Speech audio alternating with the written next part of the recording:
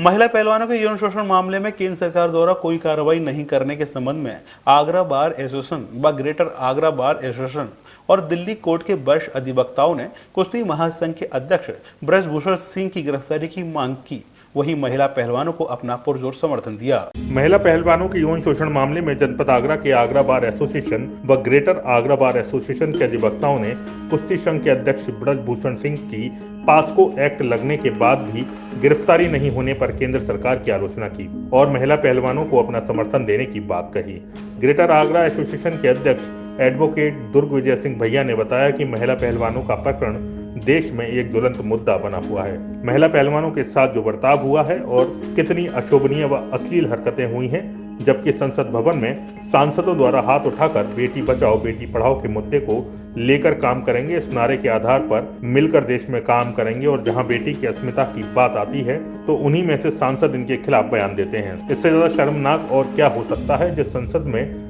बेटी बचाओ बेटी पढ़ाओ का नारा लगाते हैं। अधिवक्ताओं ने कहा कि पहलवानों को लेकर बहुत से बयान आ रहे हैं, साधु संत भी अपने बयान दे रहे हैं, लेकिन वह यह भूल कर रहे हैं कि आज इस भूमि पर वह अस्तित्व में है, वह एक माँ की कोख से ही पैदा हुए हैं। इस तरह उनके बयान उनकी माँ की कोख को कलंकित करने का कार्य कर रहे हैं। महिला पहलवानों में जो नाबालिग के उत्पीड़न में पास्को एक्ट है और उसमें जो प्रावधान है उसमें मुकदमा दर्ज हुआ है, यह अत्यंत गंभीर है। पास्को एक्ट की धारा 29 एवं 30 में यह स्पष्ट है कि पास्को एक्ट में एफआईआर के तुरंत बाद गिरफ्तारी की जाती है, लेकिन इन पदक विजेताओं के केस में नामित अभियुक्त की गिरफ्तारी न होने से ऐसा प्रतीत होता है कि विशेष व्यक्तियों के लिए अलग कानून का प्रावधान है तथा आम नागरिकों के लिए अलग। एसोसिएशन के अध्यक्ष हरिदत्त शर्मा ने बताया कि केरल प्रदेश के पूर्व महानिदेशक एनसी अस्थाना द्वारा महिला पहलवानों के लिए जो यह बयान दिया गया है कि हमने अभी कचरे की बोरी की तरह घसीट कर बाहर किया है, मौका आएगा तो धारा 129 के तहत गोली भी मारेंगे। अस्थाना का यह बयान जनरल डायर की भाषा में प्रतीत होता है। पूर्व डीजीपी यह भूल गए हैं कि स्वतंत्र भारत है, उसमें इस तरह की भाषा बोलने वाले डीजीपी ने कानूनन अपराध किया है। ये जो दिल्ली में जो हमारे ओलंपियंस महिला जो हैं, जो धरने पर बैठी हैं, अपने जो उनके साथ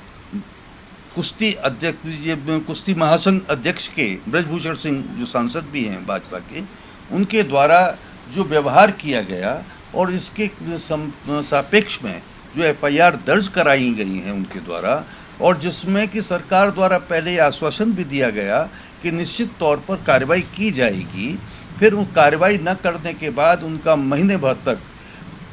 धरने पर जंतर मंतर पर बैठना, उसके बाद फिर 28 मई को पुलिस द्वारा बुरी तरह से दुर्व्यवहार करना, घसीटना, उसके विरुद्ध हम यहाँ पर हैं। हमारी प्रेस वार्ता हमने इसीलिए बुलाई है कि हम ये बताएं कि विधि के प्रावधानों के अनुरूप जब एफआईआर पॉक्सो में हो गई तो उस दशा में उसकी गिरफ्तारी होनी चाहिए थी, लेकिन उसको जो ब्रजभूषण सिंह को जो प्रोटेक्शन मिल रहा है गवर्नमेंट का, उससे ऐसा लगता है कि विशिष्ट व्यक्तियों के लिए अलग कानून है और आम नागरिक के लिए अलग कानून। देखिए, प्रकरण पूरे देश में इस समय बड़ा ज्वलंत मुद्दा बना हुआ है कि महिला पहलवानों के साथ जो बर्ताव हुआ, जिस तरह की अशोभनीय और अश्लील हरकतें हुई, उसको लेकर के कुश्ती महासंघ के अध्यक्ष ब्रजभूषण सिंह के ऊपर ये आरोप लग रहा है। बहुत स्पष्ट है, डॉक्टर साहब ने सारी चीज़ें पॉक्सो एक्ट के बारे में बता दी। मैं एक बात बड़ी खुले रूप से कहना चाहता हूँ,